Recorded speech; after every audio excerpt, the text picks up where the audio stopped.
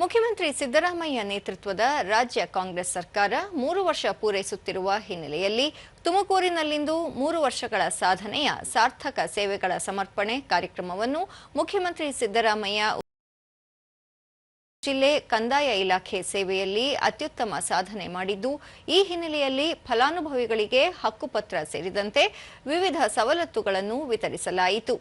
ಈ ಸಂದರ್ಭದಲ್ಲಿ ಉಪಮುಖ್ಯಮಂತ್ರಿ ಡಿಕೆ ಶಿವಕುಮಾರ್, ಗೃಹ ಸಚಿವ ಡಾ ಜಿ ಪರಮೇಶ್ವರ್, ಕಂದಾಯ ಸಚಿವ ಕೃಷ್ಣ ಬೈರೇಗೌಡ, ಮಹಿಳಾ ಮತ್ತು ಮಕ್ಕಳ ಅಭಿವೃದ್ಧಿ ಸಚಿವೆ ಲಕ್ಷ್ಮೀ ಹೆಬ್ಬಾಳ್ಕರ್ ಸೇರಿದಂತೆ ರಾಜ್ಯ ಸರ್ಕಾರದ ಹಲವು ಸಚಿವರು, ಶಾಸಕರು, ಅಧಿಕಾರಿಗಳು ಉಪಸ್ಥಿತರಿದ್ದರು.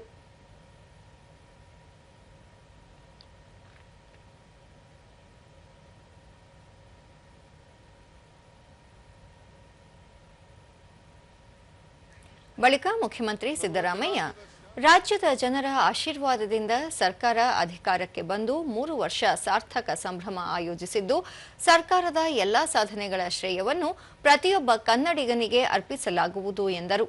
ಚುನಾವಣಾ ಪೂರ್ವದಲ್ಲಿ ರಾಜ್ಯದ ಜನರಿಗೆ ಕೊಟ್ಟ ಮಾತಿನಂತೆ ಬದ್ಧವಾಗಿ ನಡೆದುಕೊಂಡಿದ್ದೇವೆ. ಸಶಕ್ತ, ಸಮೃದ್ಧ, ಸ್ವಾಭಿಮಾನಿ ಕರ್ನಾಟಕ ಮರು ನಿರ್ಮಾಣ ಕಾರ್ಯದಲ್ಲಿ ಬಹುದೂರ ಕ್ರಮಿಸಿದ್ದೇವೆ. ನಮ್ಮ ಈ ಸರ್ಕಾರದ ಎಲ್ಲಾ ಸಾಧನೆಗಳ ಶ್ರೇಯವನ್ನು ಪ್ರತಿಯೊಬ್ಬ ಕನ್ನಡಿಗನಿಗೂ ಅರ್ಪಿಸಲಾಗುತ್ತಿದೆ ಎಂದು ಹೇಳಿದರು. ಕಳೆದ 3 ವರ್ಷಗಳ ಅವಧಿಯಲ್ಲಿ ವೈದ್ಯಕೀಯ ಚಿಕಿತ್ಸೆಯನ್ನು ರೈತರ ಮನೆ ಬಾಗಿಲಿಗೆ ತಲುಪಿಸಲು 275 ಸಂಚಾರಿ ಪಶು ವೈದ್ಯಕೀಯ ಚಿಕಿತ್ಸಾ ಘಟಕಗಳನ್ನು ಆರಂಭಿಸಲಾಗಿದೆ.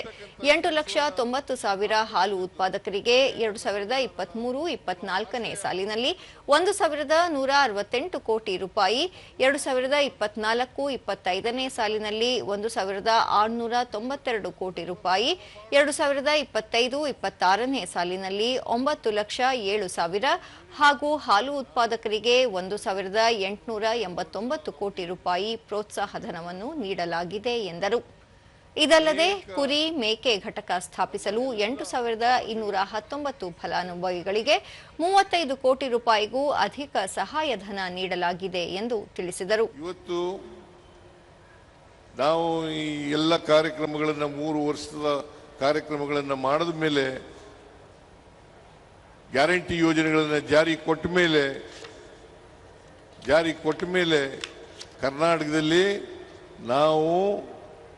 ನಾವು ವ್ಯಕ್ತಿ ವರಮಾನ ಇದೆಯಲ್ಲ, ಅದರಲ್ಲಿ ಇಡೀ ದೇಶದಲ್ಲೇ ನಾವು ಮೊದಲನೇ ಸ್ಥಾನದಲ್ಲಿ ಇದ್ದೇವೆ ಅಂತಕ್ಕಂಥ ಮಾತುಗಳನ್ನು ಹೇಳಲಿಕ್ಕೆ ಬಯಸ್ತಾ ಇದ್ದೇನೆ.